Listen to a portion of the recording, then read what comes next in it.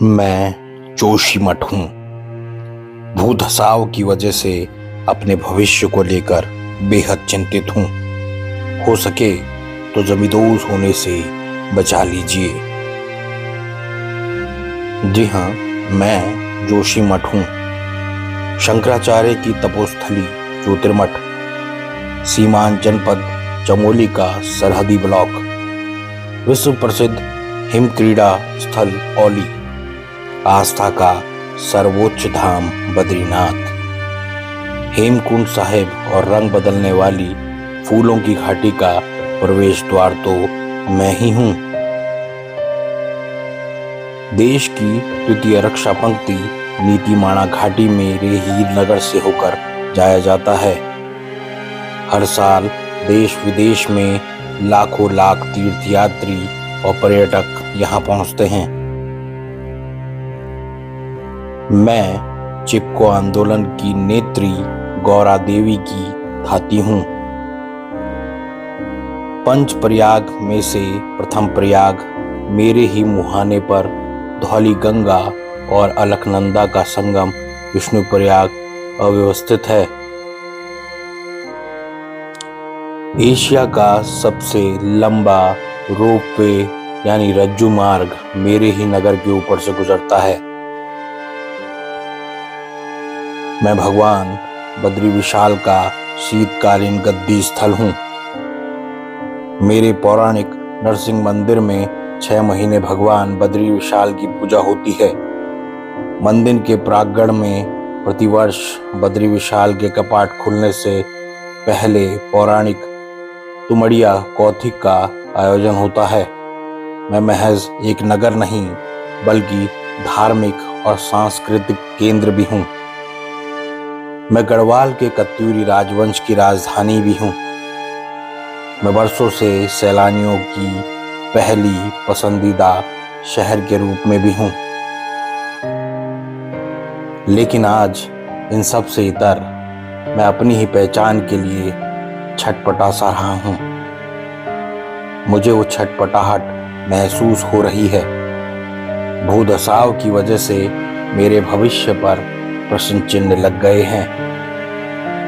मेरे शहर के विभिन्न वार्डों में हो रहे भूधसाव ने मेरे शहर की खुशियां छीन ली हैं। मेरे शहर की हर जमीन छलनी छलनी होती नजर आ रही है। मकानों में पड़ी दरारों ने मेरे नगरवासियों का सुख चैन छीन लिया है। लोगों के आंसुओं से बह रही अविरल आंसुओं की धारा सब कुछ बयां करने के लिए काफी है। चारों ओर एक अजीब सा सन्नाटा कचोट रहा है। अपने जीवन भर की मेहनत की कमाई को अपने घर बार और मकान में लगाने के बाद आज इनके घर सुरक्षित नहीं रह गए हैं। खेत खलियान से लेकर मकान सब कुछ भूधसाव की चपेट में आ चुके हैं। भूधसाव के कारण मेरे नगर के बाशिंदे अब पौष माह की सर्द ठंड रातों में अपने भविष्य को लेकर इतने आशंकित मैंने कभी नहीं देखे। मेरे शहर के लोगों के माथे पर पड़ी चिंता की लकीरें, बेबस व लाचार आंखें बेहद पीड़ादायक हैं। शंकराचार्य के पौराणिक ज्योतिर्मठ में भी भूधसाव की दरारें उभर आई हैं। बस भगवान बद्री विशाल से प्रार्थना है, किसी तरह मेरे इस शहर को बचा लीजिए। मेरे शहर के लोग लंबे समय से जोशीमठ को भूधसाव से बचाने की मांग करते आए हैं। वर्ष 1976 में तत्कालीन गढ़वाल कमिश्नर MC मिश्रा की अध्यक्षता वाली समिति ने भी भूस्खलन को लेकर एक रिपोर्ट दी थी, जिसमें जोशीमठ पर खतरे का जिक्र किया गया था। लेकिन कभी इस दिशा में ठोस व गंभीर प्रयास नहीं किए गए। मैं ग्लेशियर द्वारा लाई गई मिट्टी पर बसा हुआ शहर हूँ। मैं भूगर्भीय रूप से अति संवेदनशील जोन 5 के अंतर्गत आता हूँ, जो कि पूर्व पश्चिम में चलने वाली रिज पर मौजूद है। फिर भी मेरे शहर में जल विद्युत परियोजनाओं का निर्माण की मंजूरी दी गई। 1970 की धौली गंगा में आई बाढ़ ने पाताल गंगा, हेलंग से लेकर ढाक नाला तक के बड़े भूभाग क्षेत्र को हिलाकर रख दिया था, जिसके बाद 2013 की केदारनाथ आपदा और फरवरी 2021 की रैनी आपदा ने तपोवन से लेकर विष्णुगाड़ के संगम को बहुत नुकसान पहुंचाया है। नदी किनारे कटाव बढ़ने से भी भूस्खलन को बढ़ावा मिला है, जबकि मेरे शहर के नीचे से होकर एनटीपीसी की तपोवन विष्णुगाड़ परियोजना की सुरंग निर्माणाधीन है, जो भूधसाव के लिए सबसे बड़ा कारण मानी जा रही हैं। पूर्व के वर्षों में हेलंग से लेकर पैनी गांव, सेलंग गांव में भूधसाव की घटनाएं सामने आ चुकी हैं। भूधसाव से मेरे शहर के गांधीनगर, मारवाड़ी, लोअर बाजार, नरसिंह मंदिर, सिंघधार में, मनोहर बाग, अपर बाजार डांडो, सुनील, परसारी, रविग्राम, जेपी कॉलोनी, विष्णुप्रयाग क्षेत्र बेहद प्रभावित हैं। बस जैसा भी हो सके मेरे शहर को बचा लीजिए, नहीं तो भूधसाव से मेरा भूगोल ही नहीं, इतिहास भी सदा के लिए इतिहास के पन्नों में सिमट कर रह जाएगा। मेरे शहर को भूधसाव से बचाने के लिए सरकार से लेकर शासन प्रशासन अपनी ओर से हर संभव प्रयास में जुट चुका है। प्रभावित लोगों को राहत शिविरों में भेजा जा रहा है। प्रभावित मकानों के सर्वे के लिए टीम गठित भी कर दी गई हैं। विशेषज्ञों की टीमें भी पहुंच चुकी हैं, जो भूधसाव का आकलन कर रही हैं और कारणों का पता लगा रही हैं। सबसे अच्छी बात, प्रकृति का भी मुझे साथ मिल रहा है, वरना आजकल मेरा पूरा शहर बर्फ से अटा पड़ा रहता। इसलिए कोशिश की जानी चाहिए कि जितनी जल्दी हो सके फौरी तौर पर लोगों को सुरक्षित ठौर तक पहुंचाया जा सके और लोगों को पुनर्वास विस्थापन को लेकर कुछ ठोस कार्रवाई अमल में लाई जाए। मेरे शहर को बचाने के लिए हर वो मुमकिन कोशिशें की जानी चाहिए जो की जा रही हैं।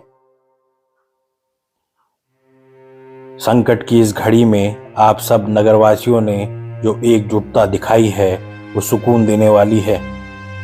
खासतौर पर युवाओं का अपने इस शहर को बचाने की कोशिश इतिहास हमेशा याद रखेगा और मिसालें भी देता रहेगा। मैं जोशीमठ हूँ। मेरे शहरवासियों, हौसला रखिए। दलगत राजनीति से ऊपर उठकर जोशीमठ को बचाने के लिए हर वो प्रयास कीजिए जो हो सकता है। भगवान बद्री विशाल की कृपा से इस शहर पर जो संकट के बादल मंडरा रहे हैं, जल्द ही सब कुछ ठीक हो जाए, यही भगवान बद्री विशाल से मेरी कामना है। घना अंधेरा छटेगा और उजाला जरूर सूरज के साथ सामने आएगा, क्योंकि मैं जोशीमठ हूँ।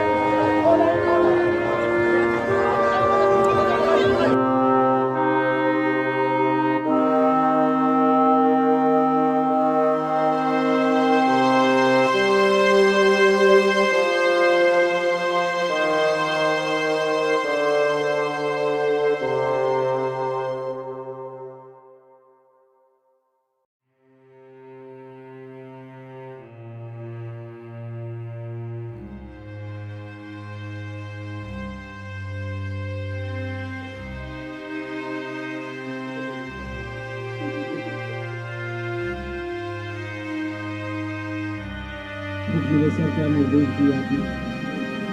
जोशीमठ को लेकर हम पूरी गंभीरता के साथ काम कर रहे हैं। यहाँ हमारा पहला काम है कि जो भी लोग उस खतरे की जद में आ रहे हैं, लगभग 600 परिवार ऐसे हैं जो जहाँ से पानी का रिसाव हो रहा है, जहाँ पर दरारें पड़ रही हैं, उस एरिया में सबसे पहले उनकी सबकी जान माल की सुरक्षा है, सबको ठीक स्थानों पर लाया जाए और जो भी बचाव के लिए ज़रूरी हो वो सब करने के लिए वहाँ पर आपदा प्रबंधन के हमारे सचिव और कमिश्नर लगातार कैंप कर रहे हैं। और आज यहाँ पर सभी प्रकार के जो बचाव के काम हो सकते हैं, कुछ काम ऐसे हैं कि जो तत्कालिक होने हैं, उसमें लोगों को जहाँ अगर रेस्क्यू करना पड़ा या उनके रहने के लिए अगर स्थान बनाना हो तो उसके लिए ज़रूरी जो काम है SDRF भी करेगी, अन्य विभाग भी करेंगे और यहाँ से भी हम लोग देख रहे हैं। और कुछ काम दीर्घकालिक हैं कि दीर्घकालिक कामों में हमारा पीपल कोटी का क्षेत्र है, गौचर का क्षेत्र है, उस आसपास के क्षेत्र में जो नया स्थान है, अगर वहाँ पर लोगों को पुनर्वास करने की आवश्यकता पड़ती है तो उस दिशा में भी हम काम कर रहे हैं। और कोई भी देरी न हो, जितने भी चाहे ड्रेनेज का प्लान हो, ड्रेनेज का काम हो या सीवर का सीवर लाइन बनाने की बात हो, उन सभी पर हमने कहा है कि जो भी काम इस समय पर वहाँ होने हैं वो सीधे सीधे हो जाएं। उस पर किसी भी प्रकार की जो बहुत औपचारिकताएं होती हैं वो औपचारिकताएं न करके सीधे मुझे रिफर कर दें और मैं सीधे ही मैंने कहा है कि उसको सीधे यहाँ से सरकार की तरफ से स्वीकृति मिलेगी, जिससे कि तत्कालिक लोगों को जो है अभी जो ज़रूरत है उस ज़रूरत के मुताबिक वहाँ पर काम करें।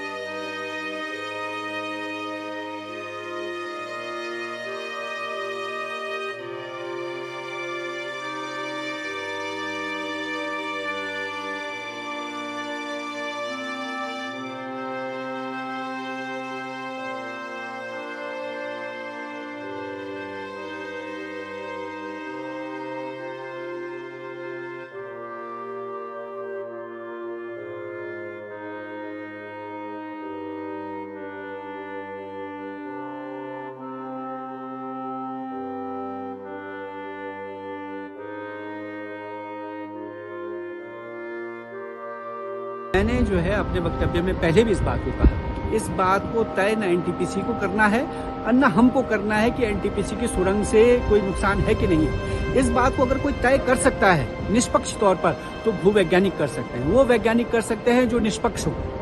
इसमें जो है जो आज के दिन पे आपदा प्रबंधन के निदेशक हैं डॉक्टर पीयूष रौतेला, वो वरिष्ठ भूवैज्ञानिक हैं। उन्होंने 2010 में डॉक्टर MPS बिष्ट के साथ मिलकर के एक थीसिस लिखी, एक जर्नल में उनका वो छपा है उनका पेपर, और उस पेपर में उन्होंने इस बात को स्वीकार किया कि जो एनटीपीसी की टनल है ये जोशीमठ में भूस्खलन के कारण बन सकती है। वही MPS बिष्ट 2022 में अगस्त महीने में जोशीमठ आए टीम लेकर के, वही उस टीम को हेड कर रहे थे और तब उन्होंने उसका बिल्कुल जिक्र नहीं किया। तो आज के दिन पर क्योंकि वो डायरेक्टर हो गए हैं तो उनका हो सकता है स्टांस बदल गया हो, लेकिन MPS बिष्ट साहब से तो अभी कुछ देर पहले हमारे एक साथी ने बात की है, अभी आज ही दिन में, और वो MPS बिष्ट ने कहा है कि कोई बात ही नहीं है, इसमें कोई शक नहीं है, बिल्कुल जो है एनटीपीसी की टनल जो है जोशीमठ के भूस्खलन का कारण है। उनके अलावा डॉक्टर नवीन जुयाल हैं, डॉक्टर SP सती हैं, डॉक्टर रवि चोपड़ा हैं, ये इस देश के जाने माने लोग हैं, इन सबकी ये राय। तो केवल एनटीपीसी के कह देने से ये बात हम मानने वाले नहीं है। 2010 में हमारे आंदोलन के बाद एनटीपीसी ने जोशीमठ में पानी के व्यवस्था के लिए, पेयजल की व्यवस्था के लिए 16 करोड़ रुपए दिए। आज जो है संयोग से मैं एक फेसबुक में वो आता है ना साल भर वाला, वो देख रहा था, तो पिछले साल 29 दिसंबर 2021 को मैंने फेसबुक लाइव किया है इसी विषय पर, भूस्खलन वाले सवाल पर, और मैंने उस दिन भी साल भर पहले ये बात कही थी कि जोशीमठ में स्थिति जो है गंभीर होती जा रही है। और पिछले साल भर में लगातार इस सवाल को हम उठाते रहे हैं, बोलते रहे, सरकार के सम्मुख भी और जो आपदा प्रबंधन के सचिव उनके सामने तक में इस बात को ले गए। हमारे ही दबाव में पहले स्वतंत्र वैज्ञानिकों की एक कमेटी ने सर्वेक्षण किया, उन्होंने रिपोर्ट दी, वो रिपोर्ट हमने सरकार को सौंपी, बल्कि गोपेश्वर में आकर के हमने पत्रकार वार्ता की और उसके जरिए जो है डीएम के जरिए उस रिपोर्ट मुख्यमंत्री को दी। उसके बाद सरकार पर दबाव पड़ा और सरकार ने एक कमेटी बना करके अगस्त के महीने में जोशीमठ भेजी। सरकार की कमेटी ने सितंबर के महीने में अपनी रिपोर्ट दे दी। उन्होंने भी कहा कि जोशीमठ में भूस्खलन की स्थिति गंभीर है, वहां तत्काल जो है भारी निर्माण कार्यों पर रोक लगाई जानी चाहिए। आज जो है उस रिपोर्ट का आए हुए 4 महीने से ज्यादा हो गया, लेकिन सरकार की तरफ से जमीन पर कोई एक्शन नहीं है। आप तो अभी जो है पूरा स्थिति का जायजा लेकर के आए हैं और आप देख सकते हैं कि ठंड के ऐसे मौसम में कितनी गंभीर स्थिति है। लोगों के घर मकानों में दरारें हैं और वहां लोगों ने कपड़े से जो है उसको बंद किया हुआ है, बल्लियों से अपनी छत अटकाई हुई है कि किसी तरह से लोग जिंदा हैं। कोई जरा भी झटका भूकंप का आएगा तो जोशीमठ एक बड़ी तबाही का कारण बन जाएगा। इतनी गंभीर स्थिति होने के बाद बहुत बुरी स्थिति है बाबा, और घर में रहने लगे, रात में मरने लगे, हम तो जीते जीते मर गए, और क्या करें। कैसे रह रहे हैं आप लोग अभी? बस ऐसे ही जीते जीते ही मर रहे, इधर देखे उधर देखे, पूरा घर हिल रहा और दरार दिन प्रतिदिन बढ़ते जा रहे। तो आप देख ही रहे, इतने परेशान है हम इस घर को देखे, नींद भी उड़ गई, रात की नींद भी उड़ गई, दिन जैसे बादल आ रहे ऐसे सता रहती जैसे बर्फ आएगी कि क्या हो, दब जाएंगे हम तो। पूरा ही मकान तो आप देख ही रहे कैसी हालत हो रखी, कहाँ जाए हम, क्या करें, कुछ समझ ही में नहीं आ रहा। ये जहाँ तक बात है कि ये ट्रिगर कैसे हो रहा है, जो मेन चीज़ है कि इसका रीज़न क्या है, तो इसके कुछ मिले जुले रीज़न हैं जो कुल मिला के अगर ये सारे रीज़न एक साथ मिलते हैं तो ये इसको ट्रिगर करते हैं। जैसे इसमें एक आपका जो प्रोजेक्ट्स चल रहे हैं, पावर प्रोजेक्ट्स, जैसे इसमें इनकी टनलिंग हो रही है, और अभी जैसे आपका जो ऋषिगंगा में जो आपदा आई थी, जो ग्लेशियर जो पार्ट टूट के आया था ऊपर से एवलांच में, तो इसने एक बहुत बड़े पार्ट को हिट किया था। तो जैसे कि जो हमारी अर्थ की लेयर्स हैं वो कनेक्टेड हैं और उसमें थ्रस्ट और फॉल्ट लाइंस पासेस होती रहती हैं, तो ये क्या करती है कि ये ट्रिगर करती है इनको और इनको ये कैरी फॉरवर्ड करती है जो भी शॉक इसमें आता है। तो एक बड़ा रीज़न है कि जो ऋषिगंगा का जो ये काफ़ी बड़ा शॉक लगा था, तो उसने जो यहाँ पे जोशीमठ वाली मूवमेंट है इसको काफ़ी ट्रिगर किया और इसने काफ़ी इसको डिसबैलेंस किया है। दूसरा जो ये पावर प्रोजेक्ट्स का जो टनलिंग का काम चल रहा है, तो ये रीज़न इसमें क्या है कि एक ही बार में आपको इसका रिजल्ट्स नहीं दिखेगा। सपोज़ इसमें अगर कुछ ब्लास्ट हो रहा है, जैसे कि ये जहाँ तक बात है कि ये ट्रिगर कैसे हो रहा है, जो मेन चीज़ है कि इसका रीज़न क्या है, तो इसके कुछ मिले जुले रीज़न हैं जो कुल मिला के अगर ये सारे रीज़न एक साथ मिलते हैं तो ये इसको ट्रिगर करते हैं। जैसे इसमें एक आपका जो प्रोजेक्ट्स चल रहे हैं, पावर प्रोजेक्ट्स, जैसे इसमें इनकी टनलिंग हो रही है, और अभी जैसे आपका जो ऋषिगंगा में जो आपदा आई थी, जो ग्लेशियर जो पार्ट टूट के आया था ऊपर से एवलांच में, तो इसने एक बहुत बड़े पार्ट को हिट किया था। तो जैसे कि जो हमारी अर्थ की लेयर्स हैं वो कनेक्टेड हैं और उसमें थ्रस्ट और फॉल्ट लाइंस पासेस होती रहती हैं, तो ये क्या करती है कि ये ट्रिगर करती है इनको और इनको ये कैरी फॉरवर्ड करती है जो भी शॉक इसमें आता है। तो एक बड़ा रीज़न है कि जो ऋषिगंगा का जो ये काफ़ी बड़ा शॉक लगा था, तो उसने जो यहाँ पे जोशीमठ वाली मूवमेंट है इसको काफ़ी ट्रिगर किया और इसने काफ़ी इसको डिसबैलेंस किया है। दूसरा जो ये पावर प्रोजेक्ट्स का जो टनलिंग का काम चल रहा है, तो ये रीज़न इसमें क्या है कि एक ही बार में आपको इसका रिजल्ट्स नहीं दिखेगा। सपोज़ इसमें अगर कुछ ब्लास्ट हो रहा है, जैसे कि सुनने में आ रहा है कि ब्लास्ट के थ्रू कर रहे हैं, तो अगर ये रीज़न है तो ये इसका हमें लेट इफेक्ट्स देखने को मिलेगा। जैसे कुछ इफेक्ट्स ऐसे भी होंगे जो आपको अभी नहीं, शायद 2 साल बाद दिखे, क्योंकि इसमें जो क्या है, अर्थ के जो लेयर्स हैं उसमें जो मॉलिक्यूल्स की बॉन्डिंग है जो कि हमारे सॉयल को और अपने रॉक्स को अटैच करके रखती हैं, और इसमें जो ऑक्सीजन के मॉलिक्यूल्स होते हैं और जो भी इसमें बॉन्डिंग मॉलिक्यूल्स होते हैं वो इससे डिस्ट्रैक्ट हो जाते हैं। तो एक बार ऐसा होता है तो इसमें क्या होता है, इसमें कैविटीज़ और पोर्स बन जाते हैं अर्थ के नीचे। फिर इसमें जो लैंड क्या होता है, अपने नेचुरल तरीके से इसको फिल करने के लिए इसको क्या करेगा, या तो स्लाइड करेगा या सिंक करेगा। तो यहाँ पे सर हम 3 परिवार रहते हैं, बड़ी मुश्किल से हम तो यहाँ पे कठिनाई का सामना कर रहे हैं। क्या करें, ये 1 साल से दरारें पहले हल्की हल्की बारिश सी हुई, उसके बाद धीरे धीरे बढ़ती गई ये दरारें। और यहाँ तो देखने के लिए हर कोई आया था, देख के खाली लोग चले गए। यह है कि वोट मांगने तो सभी आते हैं, उसके बाद वोट के बाद जब वोट मिल जाती है तो उसके बाद कोई नहीं पूछता है कि नहीं? आप लोग ऐसे ही रह रहे हैं, प्रशासन की ओर से आपको कहीं सुरक्षित जगहों पे कुछ कहा गया है कि कहाँ पर रखेंगे आप लोगों को? जी नहीं, शासन प्रशासन से हमें कोई वो मदद नहीं मिली, ना वो कभी देखने के लिए आए, ना उन्होंने कभी ये भी नहीं देखा भाई बोल के इनकी क्या समस्या है, कैसे करके रह रहे हैं। मांडवी होटल के नीचे रहती हूँ मैं। हम सभी पड़ोसी हैं इधर के, हमारा अपना मकान है, पर हमारी व्यवस्था बिल्कुल इस समय शासन ने हमारी व्यवस्था कर दी है। वैसे वहाँ उधर पे गुरुद्वारा होटल के नीचे, पर हम शासन से यही प्रार्थना करना चाहते हैं कि हमें बस ये होटल थोड़ा आधा आधा आप इसकी व्यवस्था कर लीजिए, कटवा दीजिए। हमें बहुत दिक्कत हो रही है और यहाँ पे रास्ता दिखा दीजिए, हमें थोड़ा दिक्कतें हो रही है बहुत। हम अपने बच्चे सब छोड़ छाड़ के उधर गए हैं, अपना मकान लोन पे लेकर, सारा मकान वैसे ही पड़ा है कि जस्ट नीचे पे रहते हैं, जिससे ये बहुत दरअसल हो रहा है, उससे हमारे मकान बहुत टूट फूट हो रही है। इस कारण हमको जो अभी जो व्यवस्था करवाई गई है वो गुरुद्वारे पे है, और जो ये टेंडर की वजह से जो हमारा जोशीमठ जो बैठ रहा है उससे हमको बहुत खतरा हो रहा है, और जो ये टेंडर की वजह से और ये मांडवी होटल की वजह से हमारा बहुत मकानों पे दरार आ गई है। हम रह नहीं पा रहे वहाँ पे, हमारे बहुत छोटे छोटे बच्चे हैं, और बच्चे भी हमने यहाँ पे नहीं रख रखे, हमने उनको नानी गांव पे भेज रखा क्योंकि यहाँ पे रहने लायक नहीं है। इसलिए हम कहते हैं कि सरकार से कि हमें कहीं पे सुरक्षित जगह पे पहुँचाने का कष्ट करें। धन्यवाद।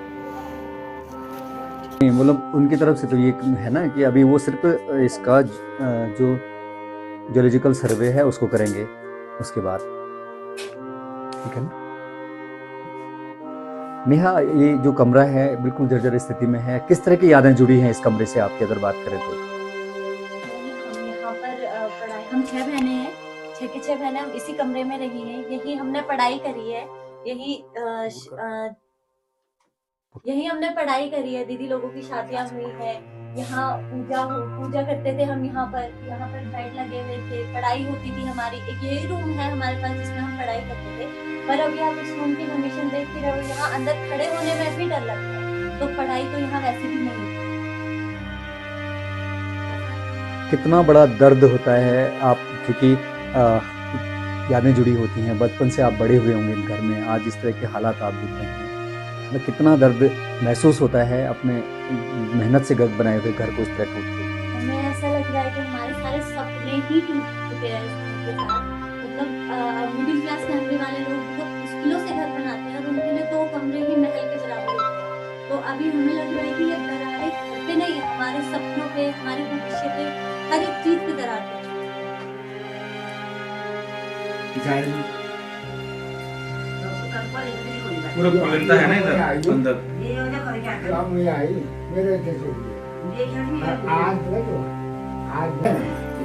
और वो तो अभी 2 ही दिन हुए ये वाला पूरा हर जगह मेरे तो जो है किचन में खाना बनाने लगे 2 दिन आई। ये पता क्या हो रहा है, ये जैसे वो हो रहा है ना वैसे बढ़ रहा है, ये बढ़ रही है। मेरे यहाँ पहले क्या होता है, ये बहुत परेशानी है भाई, जोशमठ आवाज से बहुत परेशानी है। हेलो, दूसरे जगह मैंने सुबह आवाज चलो। हां, यो बजाई सीधा पा यो भी पीछे जाए पेंसिल नहीं बल्कि दरार पेंसिल जोड़ी ना क्यों दरार नहीं भाई, जब पत्थर का मकान है तो पत्थर। अरे 2 फीट चौड़ी दीवार है अंदर, इतनी लंबी पत्थर वाली है। हमारे हम देखो कान के पास नहीं करते, हम पहले कहते ओम भूर्भुवः। इसका पता नहीं था, 5 कहते रहो मैं 5 फीट तक तो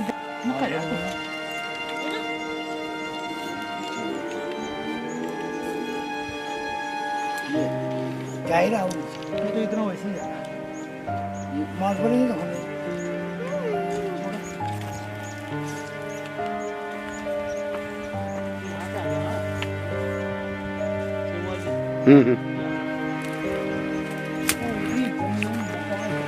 ये हमारे संग मंदिर वो हमारे संग मंदिर वो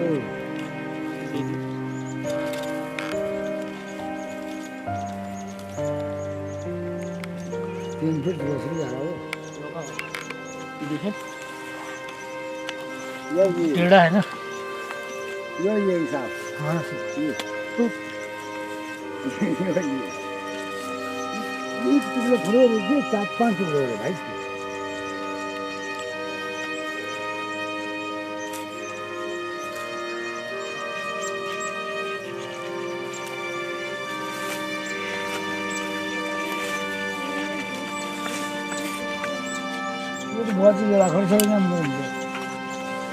भाई हम आज प्रभात से चक्का जाम किए हैं जोशीमठ में। वस्तः जोशीमठ में तमाम दरारें भवन पे आ गई हैं। बहुत दिन से कम 4 महीने से हम निरंतर निवेदन कर रहे हैं, किसी ने हमारी सुनी नहीं और अब जोशीमठ रहने लायक बिल्कुल नहीं रह गया है। बस आज हम वैज्ञानिक तो हम नहीं है, लेकिन आज हमने कुछ अंदाज किया, कुछ अनुभव किया कि ये नीचे सुरंग के नीचे ब्लास्टिंग्स चल रही हैं और ये ब्लास्टिंग ने कल अपुष्ट समाचार है मेरे पास कि कल हमने आंदोलन किया, कल ब्लास्टिंग नहीं हुई है, कल दरार रुकी है।